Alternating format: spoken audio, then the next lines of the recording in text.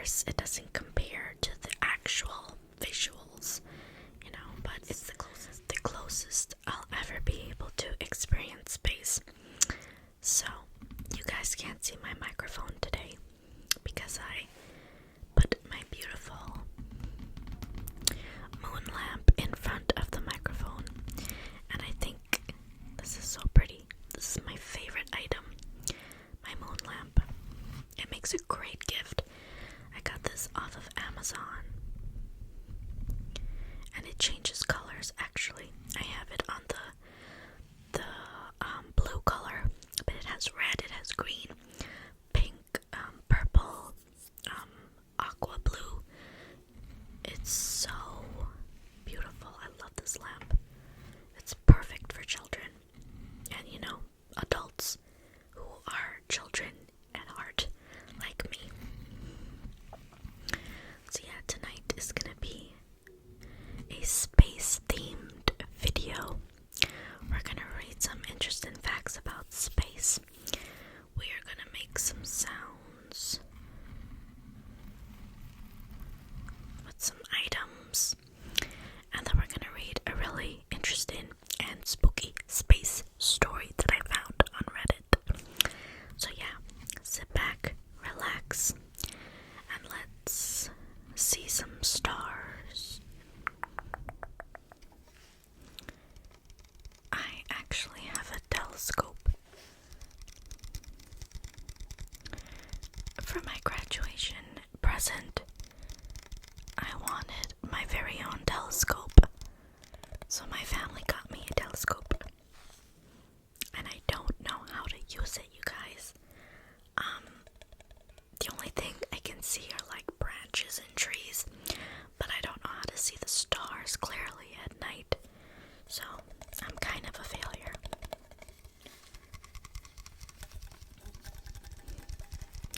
But this is my telescope. It has a stand, but I just took it off of the stand so that I could show you guys and make some sounds with it. I assembled this all by myself, and might I add, I did a pretty good job.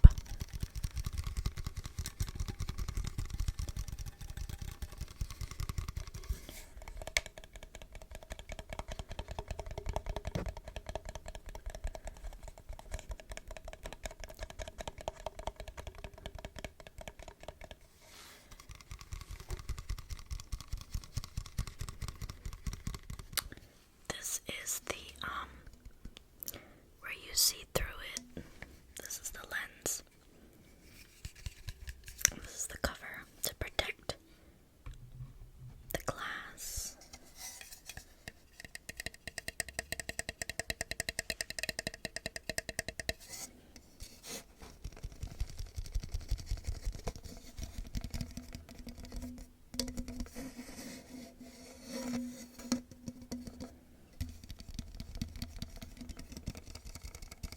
This piece is really important because you really see through this. Whatever is in focus on here is what you see through the telescope. And so far, I haven't been able to focus this pretty well. I only see trees. I don't see stars. So, yeah, I know I'm a failure.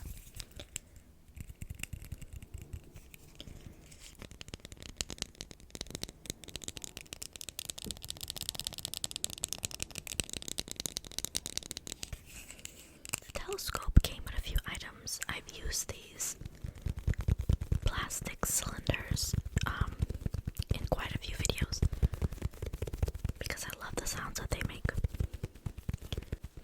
The eyepieces of the telescope are supposed to go in here so that they don't get scratched up, but of course I don't have them in here because I'm very irresponsible. This item, this is a phone clip so that you can clip your phone to the telescope and actually capture whatever you see on the telescope onto your mobile device, which is really cool. I just haven't caught anything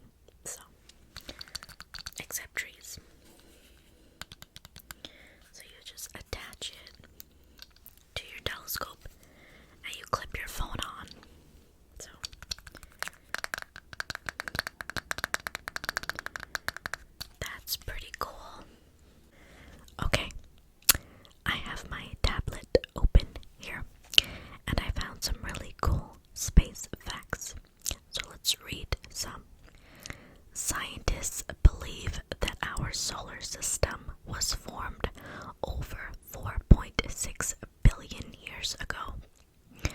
The Earth has constant activity in the way of weather, erosion, earthquakes, and volcanic flow that cover up the many impact craters that have occurred on the planet.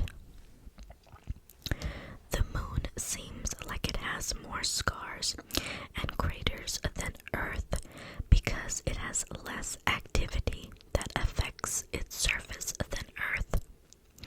We know about the rings of Saturn, but there are other planets in our solar system that have rings, including Jupiter, Uranus, and Neptune. Their rings just aren't as big and obvious. The moon doesn't have any wind to blow around and cover the footprints and rover tire tracks that were left by the astronauts. It's believed that those prints will stay there for millions of years.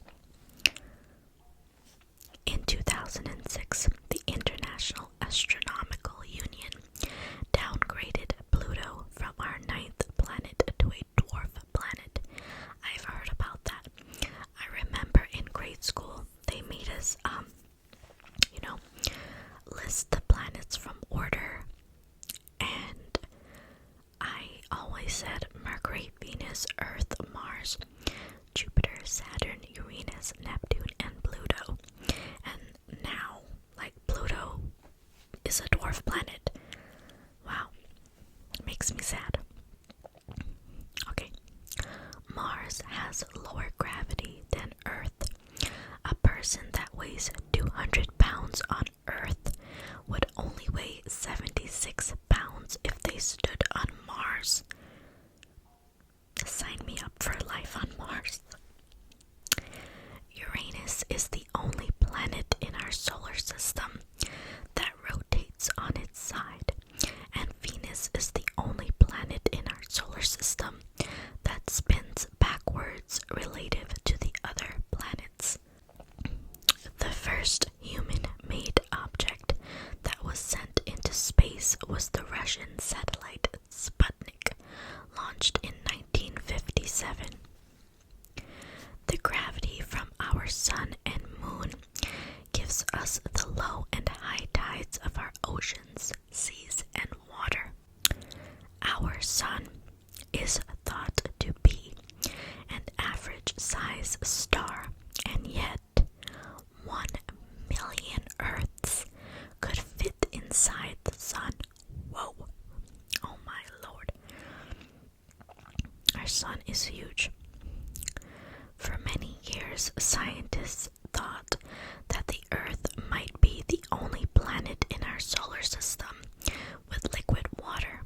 NASA findings show strong evidence that Mars might have liquid water.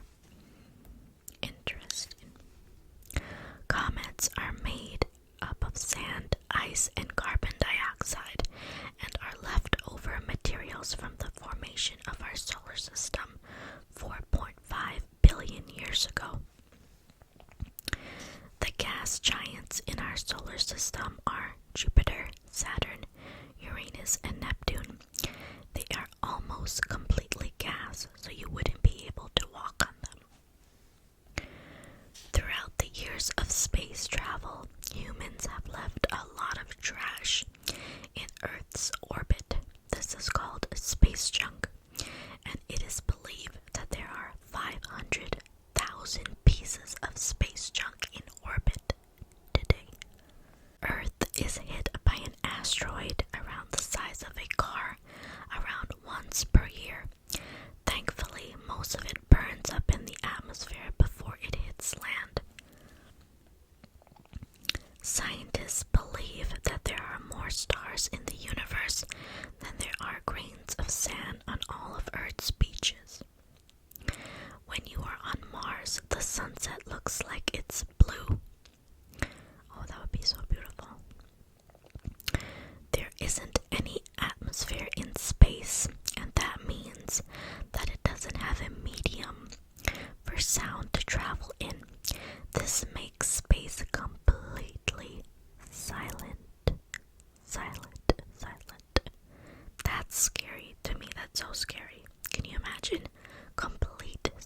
That's creepy.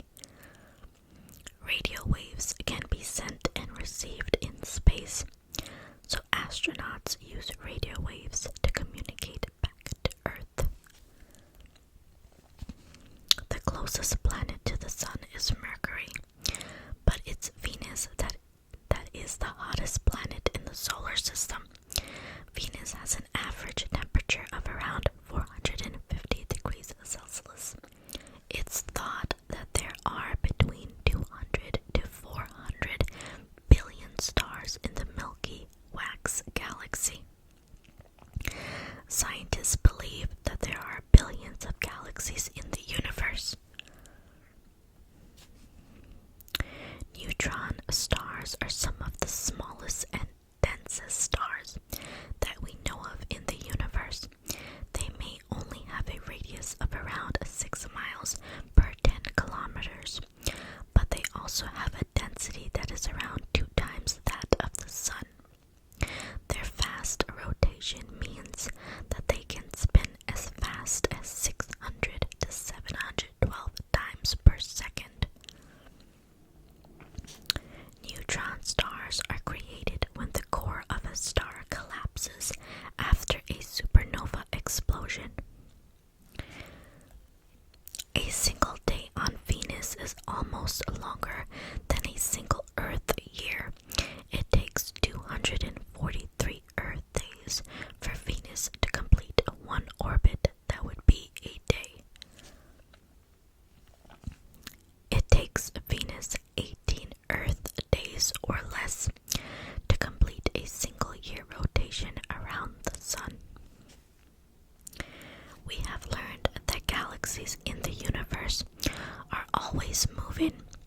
The closest galaxy to the Milky Way is the Andromeda galaxy, and it's believed that in 3.75 billion years, the two galaxies will collide and will form a giant elliptical galaxy.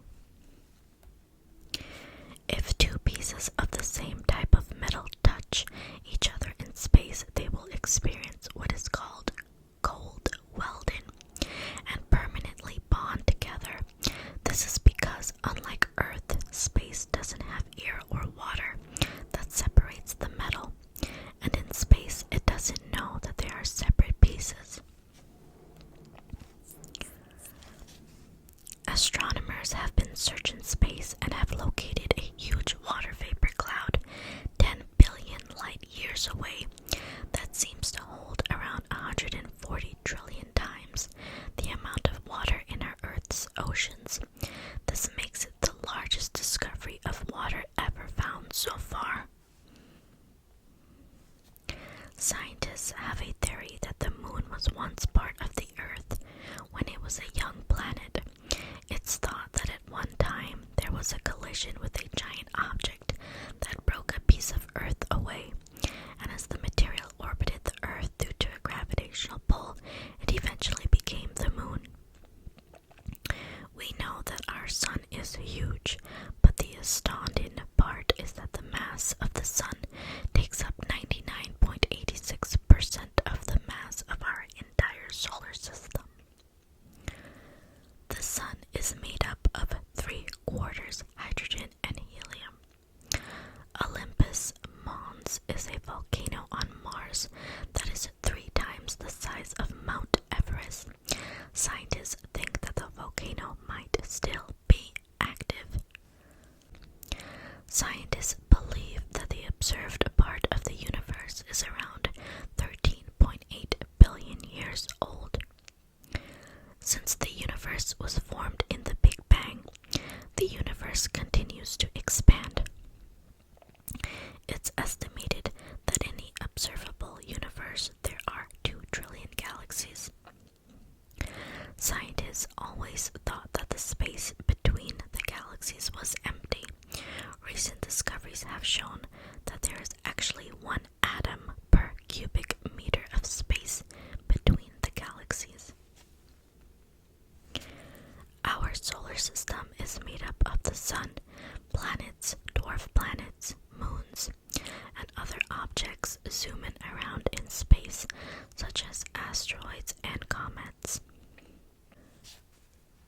Our solar system has 8 planets: Mercury, Venus, Earth, Mars, Jupiter, Saturn, Uranus, and Neptune. You see, I'm so conditioned to thinking that Pluto is still a part of our solar system, but it's a dwarf planet.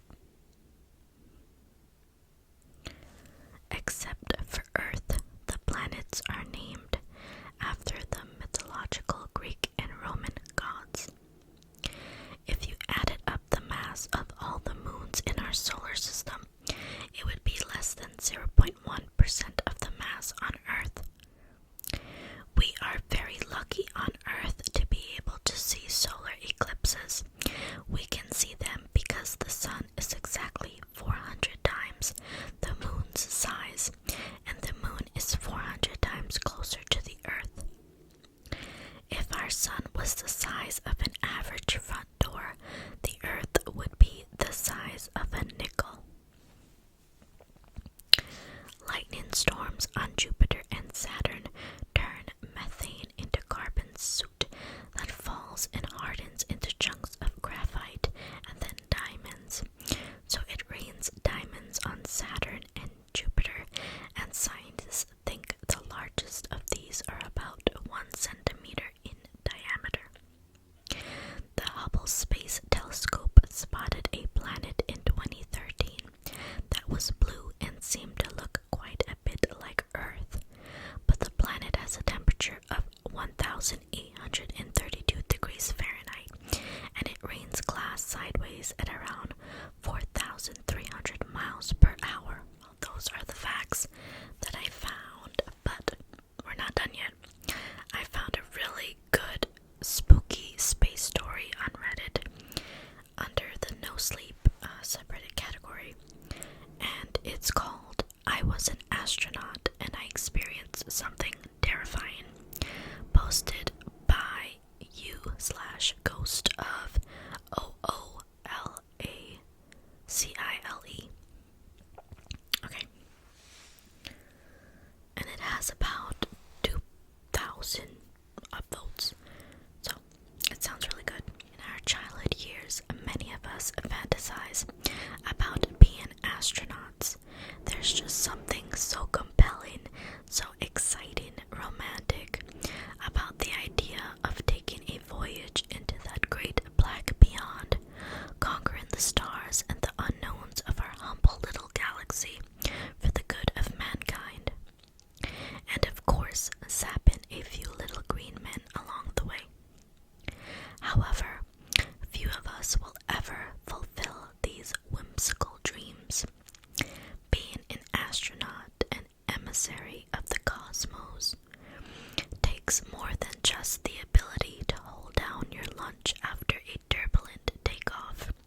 It's incredibly hard work, all physics and chemistry, and a good dose of good old-fashioned military resilience.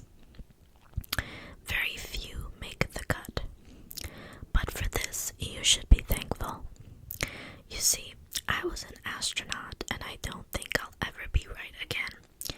Every night the terrifying memories come back to flame me alive in my sleep. I wake up cold, drenched in my own sweat and tears, and lacking a few breaths in my lungs. All because of that one night. It started out pretty normal, or as normal as it gets when squirting out a blob of toothpaste is harder than winning the Olympic relay. My companion and fellow spacefarer, Robert, had gone to bed much earlier than me, complaining of an uneasy stomach following the consumption of another of our less than savory rations. "Just make sure you don't shit yourself, Bob," I had playfully chided. "You know how much work that'll be to clean up." Being sick in low gravity is an unpleasant experience, as I can personally assure you, so my sympathies were with Robert. However, as the evening drew on and I got sick of losing on the